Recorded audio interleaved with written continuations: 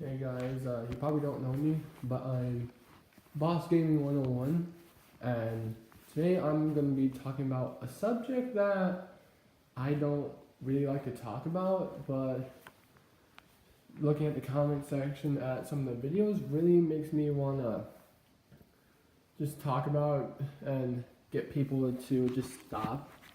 And it's in the comment section of the CM Punk videos, there's always like the large amount of people who crap on CM Punk because of his UFC one, which, if you have seen, it's actually pretty bad. And to me, that's not his fault because he didn't prepare for it. He didn't know it was going to be that bad.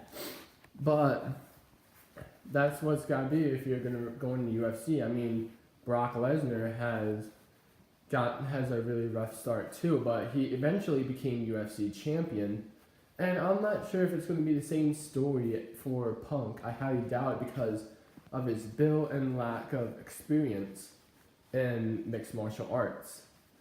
But when you say CM Punk, when you think of him, you gotta think of his WWE run, especially from 2011 to 2013, when he had the 434-day reign, and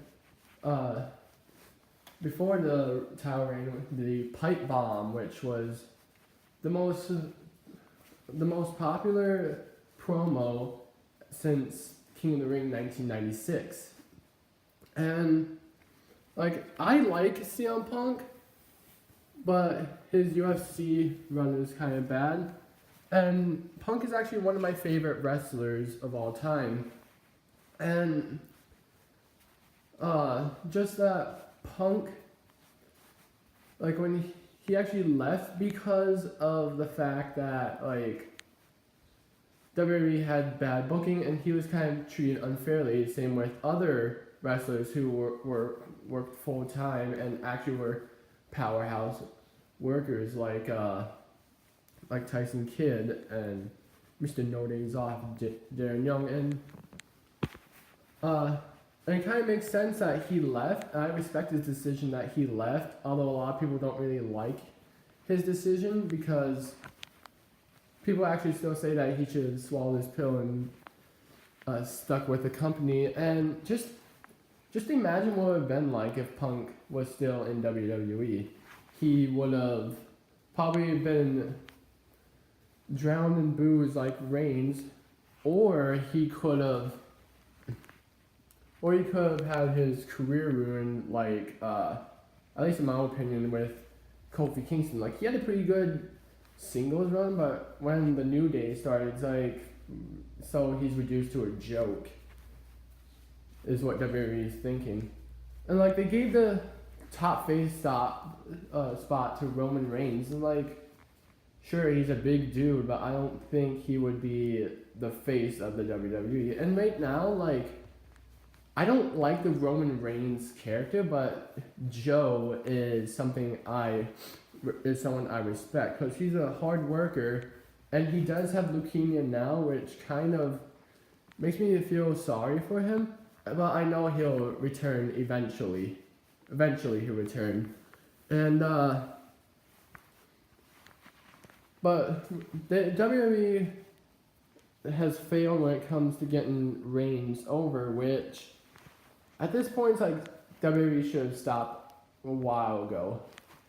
Like, I feel like if they would push Reigns a different direction and stop giving him so many pushes and so many main event spots, Reigns would actually be cheered more and booed less if they actually went that direction. Like, and it comes to the Shield, like, that was all CM Punk's idea, and the Shield was actually pretty popular in 2013. And, like, the whole Shield Punk feud was actually pretty good. I actually liked that little rivalry thing that went on. It was kind of weird to think that Punk was behind the whole idea of the Shield, except there was one member that was originally not in the Shield, when they were still developing an idea, and I can't remember who it was. Leave in the comments if you know who the original member was supposed to be. Yeah, it's like CM Punk had lots of potential to become one of, if not the greatest wrestler on the roster around the time when he was still in WWE. Like from his run in ECW, which he was still kind of a bit of a rookie, and to think that someone like Paul Heyman, who has managed multiple WWE superstars who eventually became WWE champions, such as Big Show and Stone Cold Steve Austin and Brock Lesnar and stuff, is like, if Paul Heyman sees something in you that no one else no one has seen, then you're heading in the right direction. And like, I have left in the comments in some videos before that like about the whole 434-day reign thing. Is like, when people say that, oh, you want him to do another run or like another thing, is like, I don't know if he should have another run. Not a run as long as that, because it's pretty hard when you're a full-time WWE superstar. Like, Brock Lesnar right now well, not right now, but a couple months ago, had broken the reign of the 434-day title reign that CM Punk had, which it's not really impressive because Brock Lesnar is a part-time superstar, and when he defends the title like every other month, if not every 3 months, it's not that hard to pass that whole milestone. And because it's also not pretty hard to do that when you're basically, your whole gimmick is to be the beast incarnate. And like, when you think of Brock Lesnar and CM Punk's feud, it was probably one of the best feuds that were going around that time. And like, rightly, Punk and Lesnar ended with Lesnar winning at SummerSlam, but that whole rivalry was something that actually was exciting to see and to watch. But again, like, after Punk left, it was just like, well, what's to watch now? Because like, CM Punk actually was a really good promo cutter and a great technical wrestler. Like, the only superstar I can think of that was actually as good as Punk, or at least pretty close, is Daniel Bryan. Which Daniel Bryan actually is one of the greatest technical wrestlers right now on the roster. And he's feuding with AJ Styles, which that's a match I would like to see at Crown Jewel. But I'm not getting on that right now. As CM Punk, like, CM Punk could, like, if he stayed with WWE, it could probably lead him to leaving the company at some point other than 2014. As, like, WWE had a bit of a problem when it comes to booking superstars, whether it's, like, ruining other superstars' status in WWE, like Baron Corbin. He went from, like, potentially becoming WWE champion all the way to the GM of Raw, which doesn't actually sound too bad, but like, it went from that to like a really good powerhouse to a GM. Not even a wrestler, he's just on-screen talent, really. And it's like, that's what happens when WWE never gives you the thumbs up. And like, the same thing happened with Damien Sandow. It's like, he was Money in the Bank winner and cashed in on John Cena only to fail after being pinned after an attitude adjustment. It's like, this was like probably your only chance to make Damien Sandow a more of a top tier guy instead of a joke. Like, remember his Damien Mizdow gimmick? Like, it was pretty cool seeing him impersonate like X-Pac and Shawn Michaels and stuff. But it's just like we need more like serious gimmicks, not just a lame impersonator shtick that only can go on for so long. Like, you think about like what if these superstars were back in the Attitude Era? It's like these guys would become great superstars. Like Punk could fit in very well with the likes of Steve Austin, The Rock, Undertaker, and stuff. It's like he has the promo skills and the athleticism to actually maybe go head to head with some of these superstars. Like there was even a interview with Stone Cold and Punk and teasing a match that you could probably do on WWE 13, which coincidentally was the game that they were being interviewed on. It's like again, imagine what would happen if Punk had matches with these guys. Like these guys were really popular back in the Attitude Era, and it's like the most influential eras that basically defined WWE and made it as popular as it is.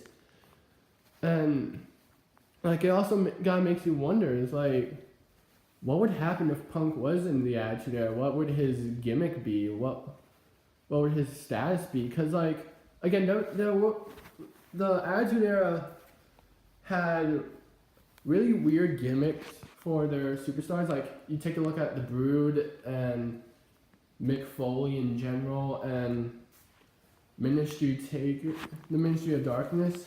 It's like these guys had like weird gimmicks, and it kind of made the Attitude Era what it was.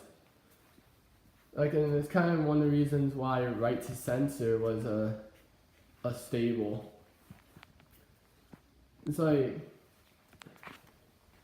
the Attitude Era was something that could have been, that was like the greatest time that WWE ever had. And if Punk was there, it probably could have either stayed the same or it could have went up. Now, I'm not saying that Punk is like the greatest superstar of all time, far from that, but it's just, you gotta wonder if Punk, if he's still with WWE or if he had been there in the past, what would it be like if CM Punk was around during those times? Because like I said, Punk is a really good promo cutter and a great wrestler. But you gotta stop and think of what would happen if he would stay with the company, or if he was a little bit older, if he was in the Attitude Era. Like, and like when people talk about his UFC run, again, it's like he never prepared for that. He didn't know what was going to happen, and like I said, I didn't say about like his injury after the match with Ryback. It's like that kind of also took some time off with Punk, and I don't know, like think of the things that could run through your mind after you join UFC. It's like, how tough these guys are going to be, and am I even going to prepare for it? It's like, again, Brock Lesnar was UFC champion, but that's Brock Lesnar. He was a football player. He was a very tough WWE superstar and UFC champion. It's like, you're gonna have to do some intense training and stuff, and gotta be the right build if you want to see if you can dominate the UFC and the division where your weight is. It's like if Punk would have trained more, if he actually would be the right size and the right build, I bet that Punk probably could make an impact in the UFC. But I don't know. It's like, these are just theories. These are my thoughts that I kind of think of. And like, these thoughts only lead to more questions.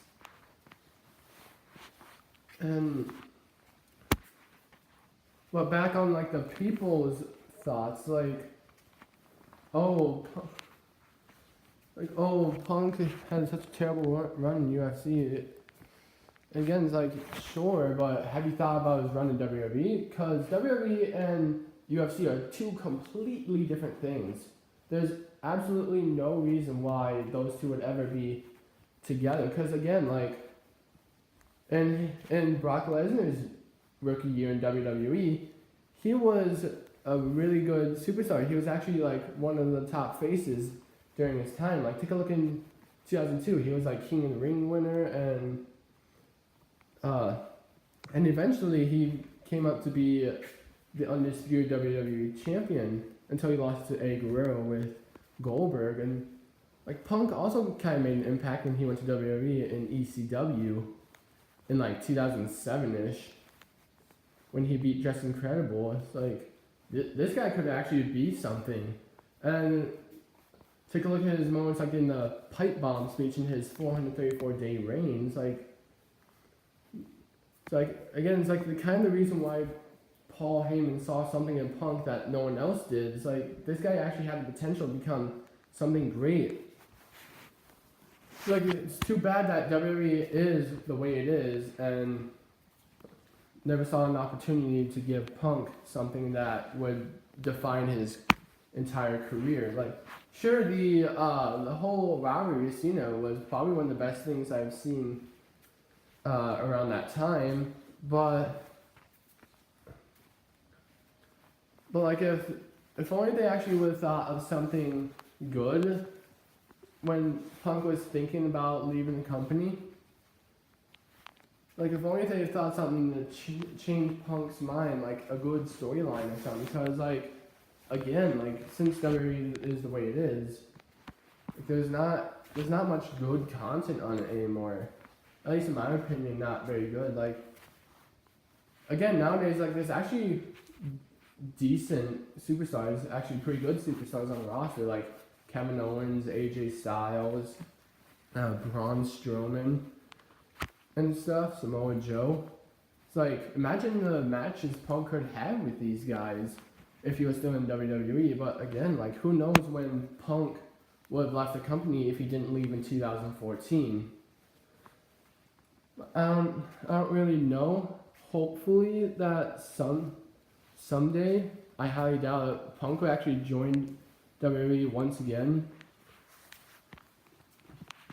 But for the meantime, it doesn't seem like that would happen anytime soon. It seems like I've been talking long enough. Hopefully you watched to the end. If you did, good job. You somehow managed to sit through an entire video of me blabbering about random stuff throughout the video. And if you haven't, well, I can't force you to listen to my voice. But anyway, again, this is Boss Gaming 101 here with just a little something to get off my chest, something to say, something to upload on YouTube. I'll see you guys hopefully in another episode.